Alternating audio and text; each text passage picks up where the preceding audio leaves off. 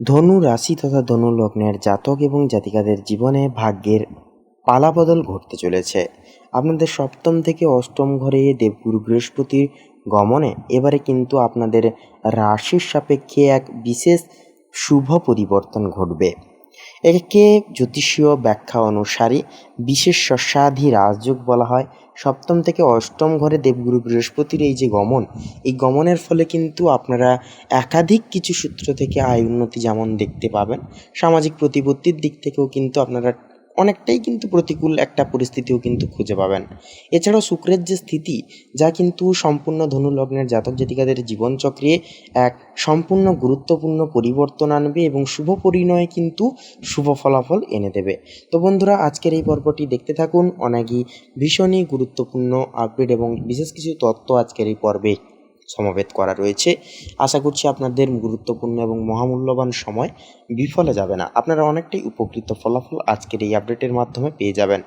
কারণ ইতিমধ্যেই যে গ্রহ নক্ষত্রের যে অবস্থান, যা কিন্তু সম্পূর্ণ ধনুরাশি জাতক জাতিকাদের ক্ষেত্রে বিশেষ ভাগ্যের পরিণয় একান্তই কিন্তু জীবনে আনতে চলেছে। তো তাছাড়াও বলবো বন্ধুরা, আজকের এই পর্বটি ভালো লাগলে অবশ্যই আপন বন্ধু বান্ধবদের সাথে আজকের এই আপডেটটি শেয়ার করে দিতে ভুলবেন না। তো দেখুন, সবার প্রথমে কথা বলবো আপনাদের পারিবারিক জীবনের ক্ষেত্রে বিষয় নিয়ে। ধনুরাশির চতুর্থ ভাব এর মধ্যেই এই মুহূর্তে অবস্থান করছেন একে অপরের পরম শত্রু সূর্য ও শনিদেব। তবে আপনার রাশির অধিপতি দেবগুরু বৃহস্পতি সপ্তম ঘর থেকে আপনার নিজের রাশি বা লগ্নকে এবং একাদশ ভাবকে পূর্ণ দৃষ্টিতে কিন্তু দেখছেন। এক্ষেত্রে চতুর্থ ঘরে সূর্য ও শনির এই যুগলবন্দি বা শত্রুতা ঘরোয়া পরিবেশে এক ধরনের মানসিক চাপ বা রুদ্রশ্বাস পরিস্থিতি তৈরি করে। সূর্য যদি অহংকার হয়, তবে শনি হলো শৃঙ্খলা, বাস্তব ও পুরনো সমস্যার প্রতীক। এই দুই শক্তির যে সমন্বয় প্রভাবে ঘরের ভেতরের কিছুটা পরিবেশ কিছুটা কিন্তু থমথমে থাকতে পারে। এছাড়াও এই 8 দিনের মধ্যে বিশেষ করে মায়ের শরীর বা স্বাস্থ্য নিয়ে কিছুটা পরিমাণ দুশ্চিন্তা বা মনের মধ্যে উদ্বেগ একটা কিন্তু বাড়তে পারে। তার পুরনো কোনো হাড়ের সমস্যা বা রক্তচাপের সমস্যা থাকলে কষ্ট বৃদ্ধি পাওয়ার একটা কিন্তু যোগ রয়েছে। পৈতৃক সম্পত্তি, জমি জায়গা বা ঘর মেরামত সংক্রান্ত কোনো পুরনো পারিবারিক বিষয় নিয়ে হঠাৎ করেই কিন্তু পরিবারে গুরুগম্ভীর আলোচনা বা মতান্তর একটা তৈরি হতে পারে। বাবার সাথে বা পরিবারের কোনো বয়োজ্যেষ্ঠ সদস্যদের সাথে আপনার আদর্শগত অমিলও কিন্তু একটা দেখা দিতে পারে। তবে যেহেতু আপনার লগ্ন বা রাশির উপর আপনার রাশির মালিক বৃহস্পতির শুভ অমৃত দৃষ্টি রয়েছে, তাই আপনার ঠান্ডা মাথা, পরিপক্কতা ও সঠিক বিচার বুদ্ধি পরিবারের বড় কোনো বিবাদকে আটকে দেবে এবং আপনি পরিস্থিতিকে কিন্তু শান্ত করতে সফল হবেন। তো পরামর্শ হিসেবে বলবো, এই 7 থেকে 14 জুনের মধ্যে ঘরের কোনো বড় সিদ্ধান্ত নেওয়ার সময় আবেগতাড়িত না হয়ে যুক্তির আশ্রয় নিয়ে চলুন। পরিবারের কারোর ওপর নিজের সিদ্ধান্ত বলবো জোর করে চাপিয়ে দেবেন না। এছাড়া বলবো বন্ধুরা, প্রেম এবং দাম্পত্য সম্পর্কের ক্ষেত্রে পঞ্চমে যে শুক্রের অবস্থান এবং সপ্তমে রাশির অধিপতি বৃহস্পতির উপস্থিতি জ্যোতিষশাস্ত্র অনুসারে প্রেম ও দাম্পত্যের জন্য এটি একটি অত্যন্ত শক্তিশালী ও সুরক্ষামূলক যোগ। যদি সম্পর্কে আগে থেকে কোনো ভুল বোঝাবুঝি বা দূরত্বভাব চলে থাকে, তবে এই 8টি দিনের মধ্যে কিন্তু তা দূর হয়ে যাবে। কারণ এবার কিন্তু সম্পূর্ণ ভাগ্যের পরিবর্তন হওয়ার পালা। এছাড়াও বিবাহিত জাতক জাতিকাদের জীবনে পারস্পরিক আন্ডারস্ট্যান্ডিং ও ভালোবাসাও কিন্তু বহুগুণ বৃদ্ধি পাবে। জীবনসঙ্গীর পূর্ণ সহযোগিতা আপনি পাবেন এবং তার পরিপক্ক পরামর্শ আপনার কোনো বড় কাজ উদ্ধার করতে অনেকটাই সাহায্য করবে। যারা দীর্ঘদিন ধরে বিয়ের কথা ভাবছিলেন বা মনের মানুষকে পরিবারের পরিচয় করিয়ে দিতে চাইছিলেন, সপ্তমস্ত বৃহস্পতির কৃপায় আপনাদের জন্য সময়টি অত্যন্তই শুভ। কোনো পাকা কথা বা সম্বন্ধ ফাইনাল হতে পারে এই সময়। এছাড়া বলবো বন্ধুরা, প্রেম জীবনের ক্ষেত্রে যারা সিঙ্গেল আছেন, পঞ্চমস্ত শুক্রের প্রভাবে তাদের জীবনে নতুন কোনো মানুষের আগমন ঘটতে পারে। মনের মানুষের কাছ থেকেও কিন্তু কোনো সারপ্রাইজ বা সুন্দর উপহার কিন্তু পাওয়ার যোগ রয়েছে। এছাড়া বলবো বন্ধুরা, যে বিষয় যে সতর্কবার্তা হিসেবে মেষ রাশির শুক্র কিছুটা অধৈর্য বা চঞ্চল স্বভাব দিতে পারে, তাই সম্পর্কে হুট করে কোনো চড়া কথা বলে ফেলবেন না। সঙ্গীর আবেগকে মর্যাদা অবশ্যই দিয়ে চলুন। এছাড়া বলবো বন্ধুরা, কর্মক্ষেত্রের বিষয়ে আপনার দশম ভাবের উপর চতুর্থ ঘরে বসে থাকা সূর্য শনিদেবের পূর্ণ সপ্তম দৃষ্টি কিন্তু এসে পড়ছে। অপরদিকে সপ্তম ঘরে বসা বৃহস্পতি আপনার কর্মক্ষেত্রের যোগাযোগ ব্যবস্থাকে মজবুত করছেন। চতুর্থ ঘর থেকে সূর্য ও শনির যৌথ দৃষ্টি দশমভাবে পড়ার কারণে এই 8টি দিনে কর্মক্ষেত্রে আপনার উপর কাজের দায়িত্ব এক ধাক্কায় অনেকটা পরিমাণ কিন্তু বেড়ে যেতে পারে। শনি আপনাকে দিয়ে কঠোর পরিশ্রম করিয়ে নিতে চাইবে, আর এদিকে সূর্য আপনার ভেতরের লিডারশিপ কোয়ালিটিকে জাগিয়ে তুলবে। তবে সূর্য শনির এই যে সংঘাত কর্মক্ষেত্রে এক ধরনের পাওয়ার স্ট্রাগল বা মানসিক চাপ একটা কিন্তু তৈরি করতে পারে। চাকুরিজীবীদের জন্য কিন্তু এই 8টি দিন অফিসে বস বা উচ্চপদস্থ কর্মকর্তাদের সাথে কথাবার্তা বলার সময় অত্যন্ত সাবধান থাকতে হবে।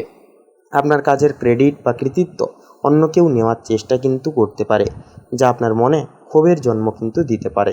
তবে বলবো হতাশ হবেন না, কারণ সপ্তমে বসা বৃহস্পতি আপনার মেধা ও বুদ্ধিকে তীক্ষ্ণ রাখবে, যার ফলে আপনি যে কোনো জটিল পরিস্থিতি নিজের অনুকূলে নিয়ে আসতে পারবেন। যারা সরকারি চাকরি, প্রশাসনিক কাজ বা শিক্ষার সাথে যুক্ত, আপনাদের জন্যও কিন্তু সময়টি অত্যন্তই গুরুত্বপূর্ণ। ব্যবসায়ীদের জন্য এই সময়টি চমৎকার হবে, কারণ পার্টনারশিপ বা ব্যবসার ঘরে স্বয়ং দেবগুরু বৃহস্পতি বসে আছেন। অংশীদারি ব্যবসায় নতুন কোনো চুক্তি বা বড় কোনো বিষয় নিয়ে ডিল এই সময় কিন্তু ফাইনাল হয়ে উঠতে পারে। নতুন কোনো ক্লায়েন্টের সাথে দীর্ঘমেয়াদী কাজ এটা শুরু হওয়ারও কিন্তু প্রবল সম্ভাবনা এই সময় একটা রয়েছে। এছাড়া বলবো বন্ধুরা, আপনার একাদশ ভাবের উপর সপ্তমস্ত দেবগুরু বৃহস্পতির পূর্ণ পঞ্চম শুভ দৃষ্টি রয়েছে, এবং আপনার পঞ্চম ভাব অর্থাৎ আকস্মিক লাভের ঘরে বসে আছেন শুক্রদেব। আয়ের ক্ষেত্রে বৃহস্পতির শুভ দৃষ্টি এবং পঞ্চমে শুক্রের অবস্থান আর্থিক দিক থেকে এটি কিন্তু ধনুরাশির জন্য একটি অত্যন্ত শক্তিশালী ও ধনাত্মক যোগ হবে। কর্মক্ষেত্রে বা ব্যবসায়িক যোগাযোগের মাধ্যমে আপনার আয়ের উৎস সচল থাকবে। এই 8 দিনের মধ্যে আপনার আকস্মিক কোনো সূত্র থেকে অর্থপ্রাপ্তিও কিন্তু ঘটতে পারে। যদি কোথাও টাকা আটকে থাকে, তবে কিন্তু তা উদ্ধার করার জন্য চেষ্টা করার এটাই হবে সঠিক সময়। শেয়ার বাজার, ফাটকা কোনো বিনিয়োগ থেকে আংশিক লাভেরও কিন্তু একটা যোগ রয়েছে। তবে যেহেতু শনি চতুর্থ ঘরে বসে দশমকে দেখছেন বা পূর্ণ দৃষ্টি দিচ্ছেন, তাই কোনো বড় ঝুঁকিপূর্ণ জায়গায় চোখ বন্ধ করে বলবো টাকা ঢালতে যাবেন না, তাহলে কিন্তু ফেঁসে যেতে পারেন। পঞ্চমে শুক্র থাকার কারণে বিলাসিতা, সাজগোজ, গ্যাজেট কেনা বা সেই নিজের কোনো প্রকার শখ পূরণের পেছনেও কিন্তু কিছুটা পরিমাণ অর্থ ব্যয় হতে পারে। এছাড়াও ঘর বা গাড়ি সংক্রান্ত কোনো পুরনো কাজ বা মেরামতের পেছনেও কিন্তু কিছু আকস্মিক খরচ হয়ে উঠতে পারে। তবে তা আপনার আর্থিক স্থিতিতে কিন্তু বড় কোনো টান বলবো ফেলবে না। ধনুরাশির পঞ্চম ভাবের অধিপতি হলেন মঙ্গলদেব, এবং এই মুহূর্তে কিন্তু পঞ্চম ঘরে অবস্থান করছেন শুভ গ্রহ শুক্র। এর পাশাপাশি বিদ্যার কারক গ্রহ দেবগুরু বৃহস্পতি স্বয়ং আপনার রাশির মালিক হয়ে সপ্তম ঘরে অত্যন্ত শক্তিশালী অবস্থায় রয়েছেন। তো শিক্ষার্থীদের জন্যও কিন্তু এই 8 দিনের সময়কালটি পড়াশোনায় মনোনিবেশ করার জন্য এবং নতুন কিছু শেখার জন্য অত্যন্তই শুভ হতে চলেছে। বৃহস্পতির শুভ প্রভাবে একান্তই কিন্তু আপনার মনোযোগ ও স্মৃতিশক্তি দুই কিন্তু বৃদ্ধি পাবে। গভীর কোনো বিষয়ে জ্ঞান অর্জনের স্পৃহা বাড়বে একটা। এছাড়াও বন্ধুরা, যারা উচ্চশিক্ষা বা বিদেশের কোনো ইউনিভার্সিটিতে পড়াশোনার জন্য চেষ্টা করছিলেন, আপনাদের জন্য কোনো ভালো সুযোগ বা ইতিবাচক খবর কিন্তু আসতে পারে। যারা প্রতিযোগিতামূলক পরীক্ষার জন্য প্রস্তুতি নিচ্ছেন, আপনাদের জন্য সময়টি অনুকূল। তবে চতুর্থস্থ শনির কারণে মাঝে মধ্যে শরীরে অলসতা বা মনস্তাত্ত্বিক কোনো ক্লান্তি আপনার পড়াশোনার গতিকে কিন্তু কিছুটা ধীর করে তুলতে পারে। এছাড়াও সতর্কতা হিসেবে বলবো, আজ নয় কাল পড়ব বা আজকে কোনো কাজ ফেলে রেখে কালকের জন্য দিন গোনা, এই মানসিকতা ঝেড়ে ফেলে রুটিন মাফিক এগানোর চেষ্টা করুন। অতি উৎসাহে পরীক্ষার খাতায় ছোটোখাটো ভুল যেন না হয়, সেই দিকে বলবো অবশ্যই খেয়াল রেখে চলুন। সূর্য ও শনির এই যে সংঘাত চতুর্থ ঘরে থাকছে, যা থাকার কারণে স্বাস্থ্যের উপর সরাসরি একটা কিন্তু কুপ্রভাব পড়তে পারে, এবং কুপ্রভাবটা কোন পাশ দিয়ে যাবে না, শরীরে অলসতা ও ক্লান্তির ভাব একটা কিন্তু দেখা দিতে পারে। এছাড়াও এই 8টি দিনের বিশেষ করে ঠান্ডা লাগা বা পাশাপাশি কফ, বুকে সংক্রমণ বা ফুসফুসের সামান্য সমস্যা দেখা দিতে পারে, কারণ এটি জলতত্ত্বের একটি বিশেষ নিধিত্ব আপনাদের উপরে কিন্তু এসে পড়বে।